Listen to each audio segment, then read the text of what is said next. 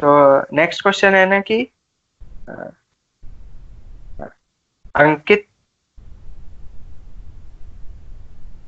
अंकित गौतम का क्वेश्चन है, how to prepare from second year to get top 10 rank.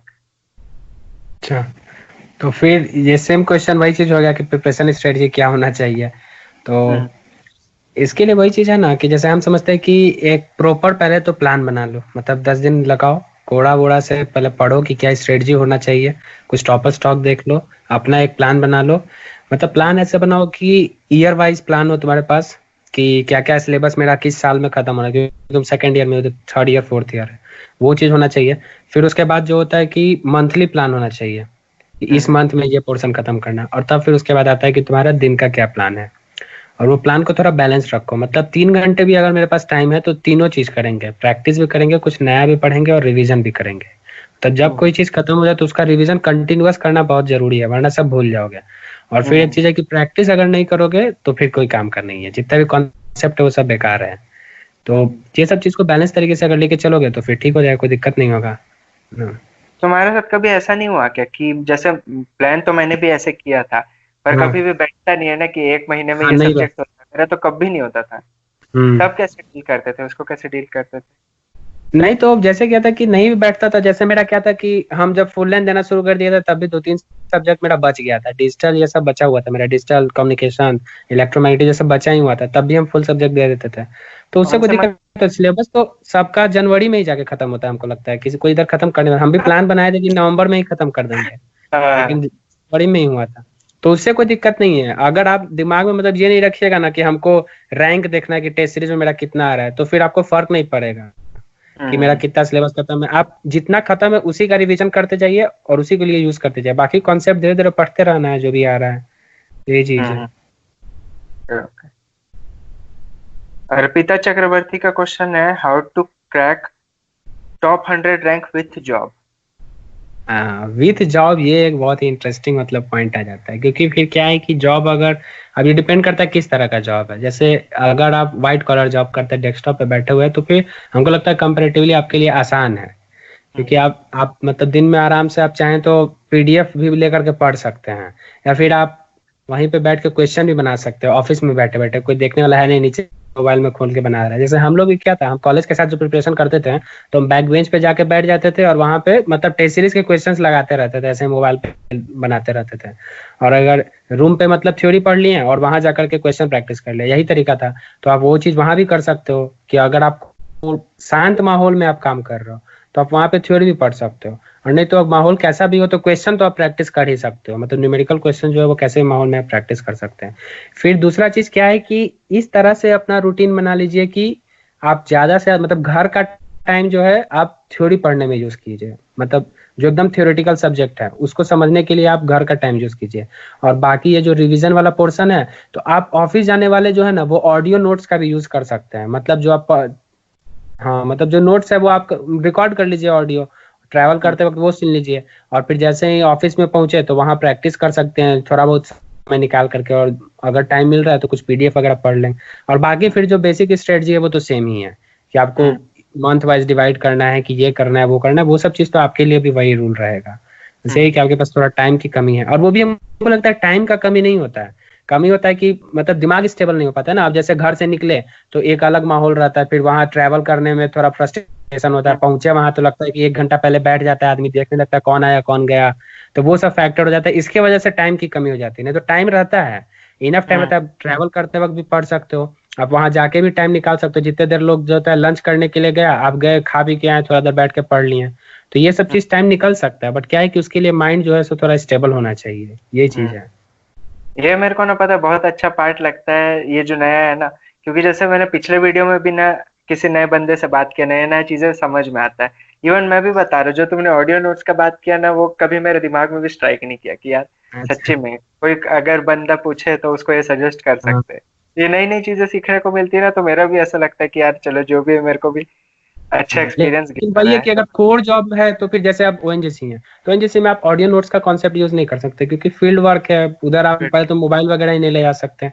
तो इसलिए हमको लगता है कि ब्लू कॉलर जॉब में थोड़ा सा दिक्कत है, सिर्फ ओएनजीसी का हम नहीं बोल रहे हैं। अब अगर एलएनटी में ही कोई लड़का है तो उसको हाँ गाँव में जाकर के वो पोल वोल लगाने का काम मिल जाता है, तो फिर उसमें बहुत डिफिकल्ट है उसके लिए, वहां जाके वो नोट्स भी नहीं खोल सकता है, क्योंकि ऐसा ना मतलब चारों तरफ धुआं धुआं कचरा होता रहता है, तो वो लोग के लिए थोड़ा सा डिफिकल्ट है, पर मैनेज तो वो भी कर सकते हैं अगर चाहें तो। वही सेफ्टी चीज है कि हैजार्ड भी है एक, हाँ कि क्या अगर ईयरफोन लगा के हाँ रखे और एनवायरनमेंट क्या है, ऐसा वैसा कोई गाड़ी ठोक दी, कुछ हो गया, कोई वही चिल्ला रहा चीज, है, पता भी नहीं चलेगा। पता भी नहीं चलेगा। कल्याणी का क्वेश्चन है, your strategy for GATE exam, aptitude maths 1 mark 2 mark. अच्छा हाँ, तो इसमें क्या है कि इसमें ट्रायल लेकर के चलना होता है, कि 2-3 टेस्ट सीरीज में आदमी देख लेता है कि किस तरह से जा रहा है। मेरा तो जो अप्रोच था वो ये था कि हम 1 मार्क्स के क्वेश्चन पहले बनाते थे, फिर उसके बाद एप्टीट्यूड पे आ जाते थे, और फिर 2 मार्क्स के क्वेश्चन बनाते थे। पर इसमें क्या है ना कि इसमें टेस्ट सीरीज में आदमी को प्रैक्टिस करके रखना चाहिए, कि अगर जैसे मान लीजिए हम 1 मार्क्स का प्रैक्टिस किए हुए हैं, लेकिन 1 मार्क्स का शुरुआत का 4-5 क्वेश्चन ही मेरा जो है सो नहीं बन रहा है, तो फिर फ्रस्ट्रेट नहीं होना, छोड़ देंगे ये स्ट्रेटजी, हम 2 मार्क्स का पहले उठा लेंगे। हो सकता है ऐसा मेरे साथ कि नहीं बन रहा हो, या फिर एप्टीट्यूड ही हम पहले चूज किए हुए हैं और एप्टीट्यूड बन ही नहीं रहा है, फिर भी हम दिमाग लगाए जा रहे हैं, तो क्या जरूरत है, छोड़ दो, नेक्स्ट पे आ जाओ। तो कुछ फिक्स नहीं रखना चाहिए। हालांकि एक पैटर्न रखने से क्या होता है ना कि हैबिट बना रहता है। जैसे 1 मार्क्स का हमको पता था कि इजी रहता है, तो पहले 1 मार्क्स उठा लेते थे और टेक्निकल ही रहता था, आराम से दिमाग काम करता था, फटफट फटफट बहुत तेजी में बनता था। फिर उसके बाद हाँ। स्किप करके आ गए एप्टीट्यूड पे, थोड़ा देर वो बनाए तो थोड़ा ब्रेक भी मिल गया, और फिर इधर आ गया, तो वो सब चीज है। मेरा ऐसा होता था, मेरा एप्टीट्यूड पहला था, फिर वन हाँ मार्क फिर 2 मार्क। और गड़बड़ क्या हुआ ना, जिस दिन एप्टीट्यूड मेरा स्ट्रांग पार्ट था, अच्छा मार्क्स हाँ आता था, बनता था सब, एग्जाम के दिन वही रुला दिया मेरे को, ऐसा हो गया। तो भी मैं बोला अच्छा कि ना चलो जो भी स्टिक करना है, मतलब मैं चालू एप्टीट्यूड से हाँ किया, 1-2 क्वेश्चन नहीं बने ना, एक इम्पोर्टेंट क्राइटेरिया मेरे को ये भी लगता है ना वहां पे ना, कि रिजेक्ट करते आना चाहिए, कि हाँ खुद ना ना बोलना आना चाहिए कि भाई हो गया, अब मैं नहीं करूंगा। वो एक बहुत बड़ा पार्ट है, मतलब आप नहीं तो फंसे ही रह जाओगे ना, तो वो ट्रैप है। ये घर बहुत का प्रैक्टिस नहीं है कि हमारे पास अनलिमिटेड टाइम है, 3 घंटा है, 3 घंटे को मैक्सिमम यूज करना है, ऐसा। तो मेरे साथ ऐसे ही हुआ था, मैं फंस गया था। उसके बाद फिर क्या हुआ, मैं बोला कि ठीक है, नहीं बन रहा, नेक्स्ट क्वेश्चन, नेक्स्ट क्वेश्चन, नहीं बन रहा, तो मैं एप्टीट्यूड छोड़ के फिर 1 मार्क के आ गया, फिर आया ना, तब जैसे कूल माइंड हो जाए ना, थोड़ा स्टेबल हो तब जाए, बन जाता थोड़ा कॉन्फिडेंस आ जाता, तब बनने लग जाता है पूरे क्वेश्चन वगैरह। है। फिर कृष्ण कृष्ण पांडा का क्वेश्चन है, how not to panic during 3 hours. हाँ, तो उसके लिए एक शब्दों में तो कहा जाए तो ये है कि टेस्ट सीरीज देते रहो, जितना ज्यादा दोगे उतना कम पैनिक होगे। फिर दूसरा चीज ये है कि पैनिक नहीं होने के लिए क्या होता है ना कि थोड़ा ब्रेक लेना चाहिए। मतलब एग्जाम में भी क्या होता था ना कि अगर हम क्वेश्चन पढ़ रहे हैं, अब बहुत लंबा क्वेश्चन आ गया, तो उसके पहले हम थोड़ा सा सांस वास ले लेते थे, थोड़ा लंबा सांस खींच लिए, या कुछ भी, मतलब थोड़ा आंख एक बार बंद करके खोले, मतलब थोड़ा ब्रेक ले लिए। या फिर हो गया कि कुछ हमको दिखा कि बहुत खतरनाक क्वेश्चन, ऐसा टॉपिक जो पता होता है कि हाँ मेरा वीक है, ऐसा कुछ कुछ टॉपिक हो जाता है, डिजिटल ही है, डिजिटल कम्युनिकेशन, तो मेरे को डर लगता था, तो उसका क्वेश्चन आता था तो हम थोड़ा पहले पहले से ही मतलब तैयार हो जाते थे कि हाँ आ गया है, थोड़ा अच्छे से पढ़ते थे। फिर क्या होता है कि हाँ। ब्रेक लेने का भी अपना अपना तरीका है। जैसे हम थोड़ा बहुत सांस वास ले लेते थे, जैसे लंबा सांस खींच लिए कोई भी क्वेश्चन पढ़ने से पहले, ताकि थोड़ा रहे। या फिर अगर नहीं भी बन रहा है ना, कोई क्वेश्चन नहीं बन रहा है, तो एक तो चीज है कि आप उसको रिजेक्ट कर दो, आप उसको छोड़ दो। तो उस वक्त जो है ना दिमाग को कंट्रोल करने के लिए बना रहे हैं कंटिन्यूअसली, लेकिन नहीं बन पा रहा है, तो थोड़ा जो है ना पेशेंस रहना चाहिए, थोड़ा बहुत लंबा सांस ले लीजिए जो भी। या फिर हम ब्रेक लेने के लिए क्या करें, इधर उधर ही कुछ देखने लगते थे, थोड़ा मतलब 5-10 सेकंड के लिए पता चला कि इधर दीवार देख रहे हैं, मतलब कोई दोस्त बैठा हुआ है उसको देख रहे हैं क्या कर रहा है, फिर उसके बाद फिर इधर ध्यान लाते थे, तो थोड़ा वो ब्रेक जो है ना बहुत फायदा करता है। तो पैनिक से तो बचने का यही तरीका है, मेरे को लगता है कि टेस्ट सीरीज जितना दोगे वो हैबिट आ जाता है टेस्ट सीरीज में। हाँ। और जब टेस्ट सीरीज हाँ। दीजिएगा तो आपको पता चलेगा कि हम पैनिक हो रहे हैं। पैनिक आदमी हाँ। क्यों ही होगा, नहीं बनेगा क्वेश्चन तब होगा, या फिर हो गया कि बहुत लंबा समय हो गया तब हो गया, कि बहुत ज्यादा समय हो गया, आप कंटिन्यूटी आ ही नहीं रहा है। तो वही चीज, दोनों के लिए आपको ब्रेक लेना आना चाहिए। टेस्ट सीरीज का ना एक और मेरे को फायदा ये लगता है ना, कि ना बहुत सारे ना सिनेरियोज अलग अलग ना वहां पे इमेजिन हो जाते हैं। हाँ कुछ टेस्ट एकदम इजी रहते हैं, तो तुम्हारे फटाफट क्वेश्चन बनेंगे, तो वो भी गड़बड़ है, पता है, उसमें भी डाउट होने लग जाते हैं कि भाई इतना इतना कैसे बन रहा हाँ, है। ये होता फिर है। कुछ क्वेश्चन जब टफ आते थे ना, कुछ टेस्ट जो एकदम ही टफ है, तब लगता था कि कैसे डील करना है। इवन मैं भी बता रहा हूँ कि ना सच में टेस्ट सीरीज ही मेरे लिए बहुत मेन रहा है। तो वहां पे सिनेरियोज में ना मैं डील कर करके फाइनली एक स्टेबल स्टेट पे, मतलब एग्जाम में फिर मैं गया ना, तो मेरे को लगता है कि ये सिनेरियो तो पहले भी हुआ है मेरे साथ, हाँ, तो हमको पता रहता है कि कैसे डील करना है उससे। अब जैसे मेरा भी क्या था ना सर, कि हम टेस्ट सीरीज देते थे ना, तो हम टेस्ट सीरीज चलते ही रहता था, तो उसी में अगर वॉशरूम वगैरह जाना तो हम चले गए लाइब्रेरी में जाके देते थे वॉशरूम जाना, या फिर लाइब्रेरी में हम टेस्ट दे रहे हैं, कोई दोस्त आ गया कि और अंकित कैसा है, तो बैठ के बतिया रहे हैं, इधर टेस्ट चल रहा है, तो हम वो मैनेज करना जानते थे। तो एग्जाम के दिन ऐसा ही हुआ था। एग्जाम के दिन क्या हुआ था कि मेरा तबीयत ठीक नहीं था, ठीक है, मेरे को जो है सो मतलब लूज मोशन हो रहा था। तो हम जो ना इवन एग्जाम के दिन एग्जाम मतलब चल रहा है उसमें हम जो है ना 3-4 बार वॉशरूम गए होंगे, लेकिन फिर भी मेरा टाइम जो है ना बच गया, फिर भी हम सब क्वेश्चन बना दिए थे क्योंकि मेरे को आदत था। मतलब टेस्ट भी हम देते थे तो ऐसे ही देते थे। तो ये चीज होता है कि थोड़ा तैयार रहना चाहिए। टेस्ट में ये चीज कहा जाता है कि 3 घंटे का टारगेट ना लेकर के 2.5 घंटे या फिर 2 घंटे 45 मिनट में ही खत्म करने का टारगेट रखना चाहिए हमेशा, ताकि वो सब फायदा करे। फिर गौरव कोहले का क्वेश्चन है, order in which one should start subject electronics के लिए and when to start test series. Subject तो हमको लगता है कि सबसे पहले जो इजीएस्ट सब्जेक्ट है वही शुरू करना चाहिए। अगर प्रेफर वही सब्जेक्ट करो जो पहले से पढ़ चुके हो, मतलब जो कॉलेज में हो चुका है, क्योंकि जनरली लोग 3rd ईयर फाइनल ईयर से ही शुरू करते हैं तो कुछ ना कुछ सब्जेक्ट पढ़े हुए होते हैं। हम जैसे कंट्रोल सिस्टम से शुरू किए, कंट्रोल सिस्टम के बाद आए सिग्नल पे। सिग्नल हम पढ़े थे तो हमको पहली बार समझ में नहीं आता, फिर छोड़ दिया, डिजिटल पे गए, आधा डिजिटल पढ़े, नहीं समझ में आया, फिर वो भी छोड़ने लगे। लेकिन क्या था कि वही सब्जेक्ट हम उठा रहे थे जो सब्जेक्ट हम कंफर्टेबल थे।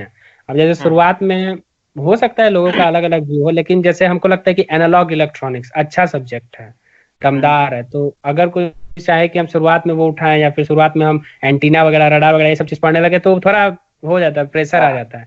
इजी सब्जेक्ट उठाओ। अब सिग्नल एंड सिस्टम या फिर नेटवर्क ही ले लीजिए, नेटवर्क बहुत इजी सब्जेक्ट है, आप चाहो तो आराम से नेटवर्क से शुरू, कॉन्फिडेंस बढ़ जाता है उससे। टेस्ट सीरीज क्या है कि अगर फाइनल ईयर में है तो टेस्ट सीरीज देते जाओ, मतलब सब्जेक्ट जैसे ही पढ़े दो, उसका टॉपिक वाइज दो, उसका सब्जेक्ट वो इस तरह से ही डिजाइन किया हुआ है कि आप एक टॉपिक खत्म कीजिए, टेस्ट दीजिए, सब्जेक्ट खत्म कीजिए, टेस्ट दीजिए, ऐसे करके ही वो है। तो उसको वैसे ही यूज भी करना है, जैसा है वैसा ही यूज करना है। क्योंकि एक चीज हमको हमेशा लगता है ना, ये चीज हम किसी को बोले भी थे कि क्या है कि टेस्ट सीरीज ही असल में डिसाइड करता है कि रैंकर कौन है। कॉन्सेप्ट जो है ना वो लगभग समझिए कि 1000-2000 लोगों का के पास कम से कम जो कोचिंग जा रहा है उसके पास कॉन्सेप्ट है। बेचारा इतना लाख 1.5 लाख रुपया दिया है तो उसको पता है क्या पढ़ना है, वो सीरियस है। बस टेस्ट सीरीज ही जो है ना वो टॉपर डिसाइड कर देता है, जो टेस्ट सीरीज सही से यूज करता है ना उसी का होता है। मैं तो बताया ना, मैं खुद भी इवन टेस्ट सीरीज का ना बहुत मतलब बहुत स्ट्रॉन्ग उसको पुश करता हूँ, इसलिए मैंने एक वीडियो डेडिकेटेडली उस पर बनाया कि कैसे पूरा यूज करो करके। ये सच्ची में मेरा भी ना टेस्ट सीरीज में मैं जितना सीखा ना उतना कहीं भी नहीं सीखा वैसे। फिर जतिन गुप्ता का क्वेश्चन है, इम्पोर्टेंस ऑफ सीजीपीए। कुछ भी नहीं, गेट से रिलेटेड मतलब आईटी में होता होगा, जैसे कि सीजीपीए आपका बस एक नंबर बन के रह जाता है अगर आप इंटरव्यू में जा रहे हो तो, मतलब एक इंप्रेशन थोड़ा सा पड़ जाता है इंटरव्यूअर को देख के कि हाँ 9 सीजीपीए जो भी। हम जितना इंटरव्यू दे कभी डिस्कस भी नहीं हुआ कि क्या सीजीपीए क्या नहीं है, उसको कोई फर्क ही नहीं पड़ता है।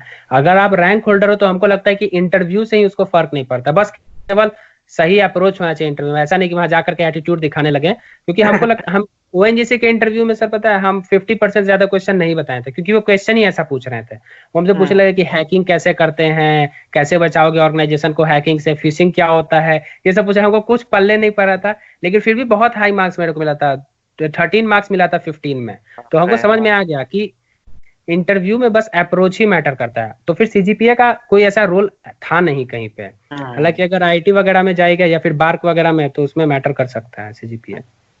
और एक एडिशनल चीज इस पे भी बोलूंगा ना कि ये क्राइटेरिया एक होता है कि मिनिमम का, बस वो क्रॉस करना जरूरी है, वो क्रॉस करना जरूरी है। इसके अलावा तो आईआईटी वालों के बारे में ना, मैं भी इवन आईआईटी के इंटरव्यू गया नहीं। कभी कभी मेरे को लगता है ना कि यार अपॉर्चुनिटी थी ना तो यूज कर लेना चाहिए ऐसे में, कि ना अच्छे एक्सपीरियंसेस रहते हैं कि क्या है क्या नहीं। तो उसमें पर मैंने अपने दोस्तों से जो गए हैं उनसे मैंने सुना कि हाँ सीजीपीए मैटर करता है। तो मैं तो बोलूंगा कि डिसेंट मेंटेन करो, पर मैं भी बोलूंगा कि अगर गेट का तैयारी करो तो गेट पे ज्यादा ध्यान दो। और जैसे इंजीनियर तो हर कोई है ही, सबको पता है कि कैसे लास्ट 2 दिन में पढ़ के वो लाना है। हाँ, उस समय कम से कम वो कुछ दिन सीरियस रहना है अच्छे से। और अगर ऐसा है तो फिर जो कॉलेज में जो सब्जेक्ट थोड़ा है गेट के लिए भी वही सब्जेक्ट उठा लो, तो ये भी खत्म होगा, उधर भी खत्म होगा। सीजीपीए तो आना ही आना है, वो तो आप अगर अच्छे से लिखोगे तो बहुत अच्छा सीजीपीए मिल जाए, तो उसमें कोई दिक्कत नहीं है।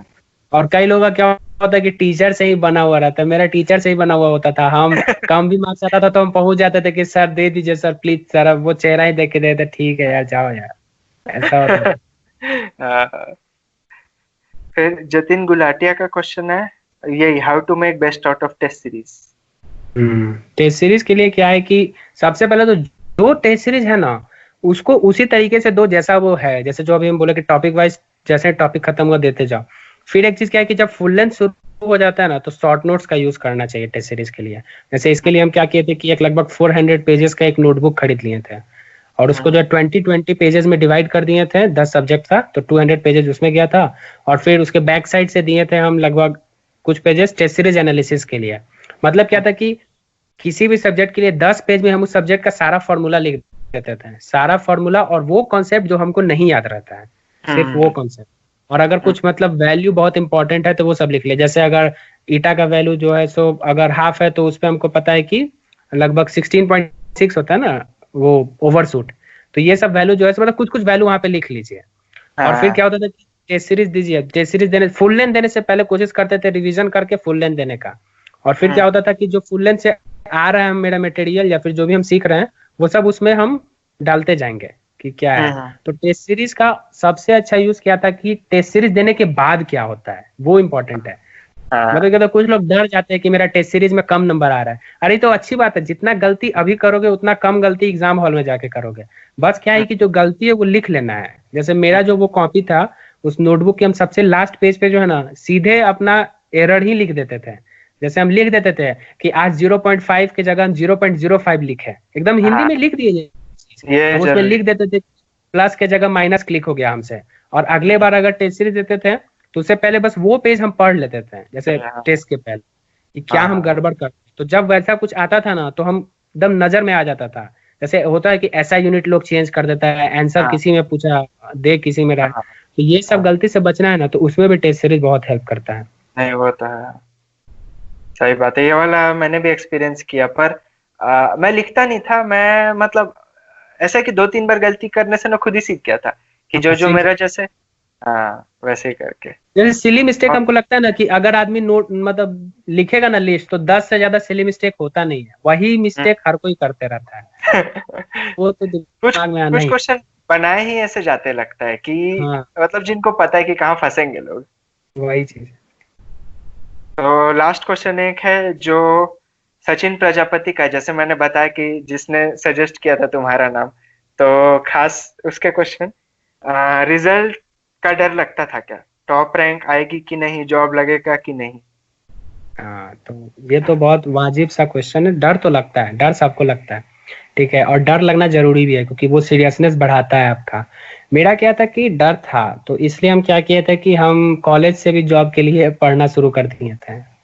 थोड़ा लक अच्छा भी था या फिर कहीं कि कॉलेज अच्छा था। मेरा अगस्त में ही जॉब लग गया था, मेरा कैपजेमिनी में जॉब लग गया था। तो फिर उसके बाद एक तो वो डर मेरा खत्म हो गया था। तो फिर जो है गेट मेरे लिए बस था कि इतने दिन से पढ़ रहे हैं तो आगे भी पढ़ के दे देना है। ये जो चीज है डर वाला जो फैक्टर है ना उसको यूज करना चाहिए पॉजिटिव वे में। क्योंकि अगर आपको डर लगता है तो फिर आपको कंटिन्यूअस रहना चाहिए, क्योंकि कंटिन्यूटी ब्रेक हो रहा है तो उस कहा जाता है ना कि सेल्फ मोटिवेशन से अच्छा कोई मोटिवेशन है नहीं। तो खुद को मतलब ये समझाओ कि हाँ डरना, अगर डर लग रहा है तो मतलब पढ़ो भाई, फिर कौन ही तुमको समझाएगा, उसका कोई सॉल्यूशन नहीं है। डर तो लगता है, लेकिन दूसरा चीज क्या है कि रेडी रहना चाहिए। जैसे अभी जो केसेस हो रहे थे, जो लोग बात कर रहे थे कि जीतने के बाद सबको पता है क्या करना है लेकिन हारने के बाद नहीं पता, तो अपने को पता था क्या करना है। हमको पता था कि अगर नहीं निकला तो हम जॉब के साथ प्रिपेयर करेंगे, हम ऐसा नहीं करेंगे कि हम दिल्ली चले जाएंगे। लेकिन अब वैसे ही अपना अपना प्लान होता है कि हमको पता है कि हम दिल्ली चले जाएंगे नहीं निकला तो वो रेडी रहना है उस चीज के लिए। ऐसा नहीं होना चाहिए कि हम बहुत डर रहे हैं, एग्जाम का दिन अप्रोच हो रहा है तो बहुत ज्यादा डर, ऐसा नहीं होना चाहिए। और फिर हमको क्या लगता है कि अगर आपका स्ट्रेटजी सही है और अगर आप मतलब फेथफुली फॉलो किए हो ना तो आपको डर लगेगा नहीं। जैसे ऐसा था कि जब मेरा सिलेबस वगैरह सब खत्म हो गया, एग्जाम का दिन आने लगा था, तो हमको लगा था कि अब यहाँ से अगर हम फेल होंगे तो वो बस लक की वजह से हो सकते हैं, और अगर ऐसा होगा तो अगले साल फिर दे देंगे, जॉब के साथ दे देंगे, क्योंकि तैयारी मेरा पूरा है। तो वो सब जो चीज है ना कि डर लग रहा है तो उसको आप मैनेज कर सकते हो, मुझे कि थोड़ा कूल रहना है। तो चलो लास्ट बस कुछ मैसेज अगर देना चाहो एस्पिरेंट्स जो भी है उसको, उनको। मेरे को लगता है कि एक ही चीज चाहिए पूरे प्रिपरेशन में और वो है कॉन्फिडेंस। उसको कभी कम नहीं होने देने का। मतलब अगर डर भी लग रहा है ब्रेक ले लो, ब्रेक लेना सबसे सही चीज होता है। मतलब अगर किसी को लगता है ना कि ब्रेक लेना गलत है कि सैटरडे संडे पार्टी नहीं करो दिस दैट, मतलब अगर कंटिन्यूअस जो है ना जरूरी नहीं है। हमको ऐसा लगता है ना कि टाइम हमेशा इनफ रहता है, हमेशा। मतलब अब ऐसा नहीं हो कि आप 4 महीने पहले शुरू कर रहे हो प्रिपरेशन, नहीं तो टाइम इनफ है। उतना बहुत बड़ा सिलेबस है नहीं, गेट जो है सो कंपेरेटिवली मतलब नॉर्मल ही एग्जाम है। बस उसमें क्या है कि जिसका दिमाग जितना काम किया, मतलब माइंड का ओपननेस वहां मैटर करता है। आप कितना मतलब एग्जाम में कितना अच्छा परफॉर्म कर सकते हो, कॉन्सेप्ट सबको पता है, एग्जाम में कितना अच्छा, तो उसके लिए टेस्ट सीरीज चाहिए। और अगर ओवरऑल कॉन्फिडेंस है ना, तो पूरा स्टेज पार होते जाएगा, कितना भी प्रॉब्लम आए तो ये चीज। और नेक्स्ट चीज क्या है कि कभी भी किसी भी सब्जेक्ट को ज्यादा वेटेज नहीं देना चाहिए। मतलब ऐसा होता है कि कुछ लोग कहते हैं कि ये सब्जेक्ट हमको पसंद आ रहा है, उसको पढ़ रहे हैं, ये बहुत डिफिकल्ट था तो छोड़ दिए। ऐसा नहीं करना है। जब प्रिपरेशन फेज में है ना, तो सारे सब्जेक्ट हमारे लिए इंपॉर्टेंट है, सबसे मार्क्स मतलब सबसे क्वेश्चन आने ही वाला है, तो ये गलती कभी भी मत करना। ये सब जो चीज है वो सब इंपॉर्टेंट है। और बाकी क्या है कि सेल्फ इवेल्युएशन हमेशा करते रहो। जैसे मेरा क्या था कि साल भर पहले है तो हम कोड़ा पे लिखते रहते थे कि व्हाट इज 1 ईयर स्ट्रेटजी, फिर 10 महीने पहले लिखते थे कि व्हाट इज 10 मंथ स्ट्रेटजी। ऐसे करके हम हमेशा लिखते रहते थे, मतलब हमेशा देखते ओके, रहते थे उसी समय से लिखते थे पहले से? नहीं आंसर नहीं, मतलब हम ढूंढते रहते थे कि क्या है, मतलब ओके। अपडेट करते रहते थे अपना स्ट्रेटजी। इसके बाद बीच में ब्रेक हो गया, तो ब्रेक हो गया तो फिर हम ऐसा लगता था जैसे एकदम फ्रेश स्टार्ट कर रहे हैं। बस क्या है कि जो पीछे वाला ना एकदम ड्रॉपर की तरह स्टार्ट कर रहे हैं, ऐसा मेरा हो जाता था कि जो अब तक है वो एक साइड है, अब यहाँ से हम लिखेंगे कि अब 6 महीने का क्या स्ट्रेटजी होना चाहिए, अब उस हिसाब से काम करेंगे, ऐसे करके करते थे। हाँ, वो सब चीज है। चलो, थैंक यू अंकित फिर हमसे जुड़ने के लिए, इतना टाइम दिए, अरे क्योंकि बहुत बहुत बहुत टाइम तुम्हारा ये किया हमने, यूज किया। पर मैं वही उम्मीद करता हूँ कि देखो इतना अच्छी चीजें बताई। इवन मैं भी देखो, मेरा भले ही, क्योंकि मेरा भी गेट का फेज निकल गया ये, पर ना पता है अच्छा लगता है बहुत कि ना ये टॉपिक पे बात करके। इवन मेरा भी ऐसा लगता है कि बहुत सारी नई नई चीजें सीखने को मिली। और जो स्टूडेंट है वो तो है ही, कि तुम्हारी तो फॉलोइंग भी काफी है, लोग एडमायर करते हैं तुमको। मतलब मेरे ख्याल से यही एटीट्यूड के कारण, कि जो एकदम इजी गोइंग एटीट्यूड है ना, वो पसंद आता है लोगों को। तो चलो फिर नेक्स्ट टाइम फिर कभी मौका मिले तो फिर से तुम्हारे साथ एक और वीडियो।